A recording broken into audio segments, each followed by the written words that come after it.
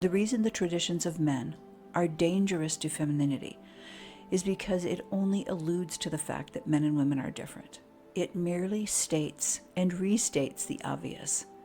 None of the teaching ever reflects on how those differences were intentionally created to interplay with each other in specific ways. The whole of these kinds of teachings about marriage capitalize on the authority structure of marriage and the functions found in the designated roles. In other words, the Christian marriage has become an institution ruled by the authority of the husband and nothing more. The whole marriage is lived out through the stoicism of the roles in the hierarchical structure, just the rules, codes, and functions, without the life and love of God. It's rules without relationship. When it comes to the verses about marriage in the Bible, the traditions of men are what the Talmud is like when it comes to Torah. The Talmud is the oral teaching, but its underpinnings are traditions. It only appears to be anchored in truth, so there's lots of potential for it to go outrageously wrong.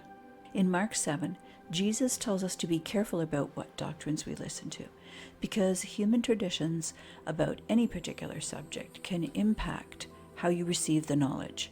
He says, "How right Isaiah was, for you ignore God's specific orders and you substitute your own traditions. You are simply rejecting God's law and trampling them under your feet for the sake of tradition." That's what's happened with most of the teaching on marriage that's coming from the religious leaders of our time. The truth is being trampled for the sake of tradition, but we believe it's actual truth because it carries a Christian moniker. How do you know that you're listening to systems from the tradition of men rather than actual biblical teaching on marriage?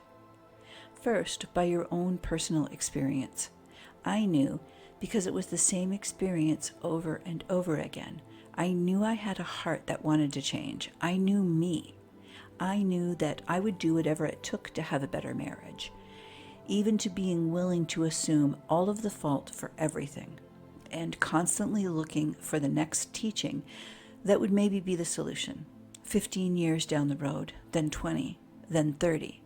No lasting change for the better, but still, I wouldn't give up. Secondly, the knowledge pool I was drawing all my sources from had to have the name Christian on it.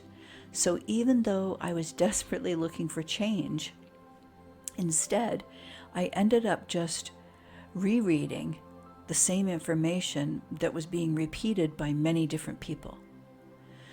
The whole marriage is framed as a series of tasks, functions, and obligations to be completed.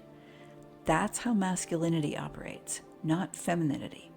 And it takes two coming together to create the one.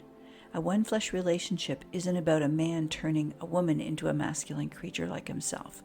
It's a collaboration of both hormones. You need both testosterone and estrogen to create a balanced, healthy, true, fun, authentic, Jesus and the church one-flesh relationship.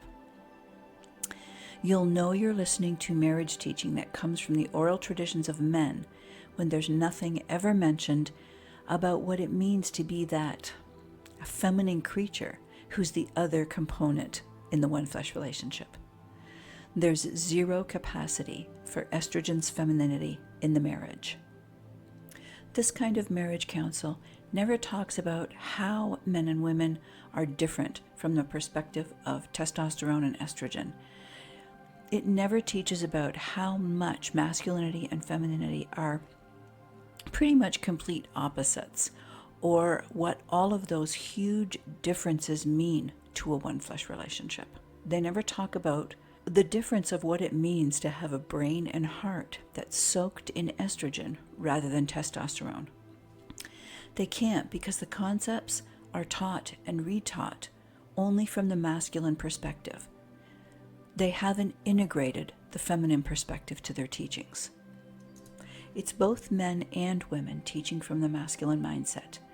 Men who haven't done the work to understand and accept the femininity of their sisters in Christ, and women so indoctrinated by masculine thinking that they believe their own feelings and emotions are at the very least not to be trusted, and at worst, they're sinful. This divergence isn't just a historical note. It has real, tangible effects on how we live in our marriages today. It's led to a fundamental misunderstanding between doing the roles of marriage and being in a one-flesh relationship.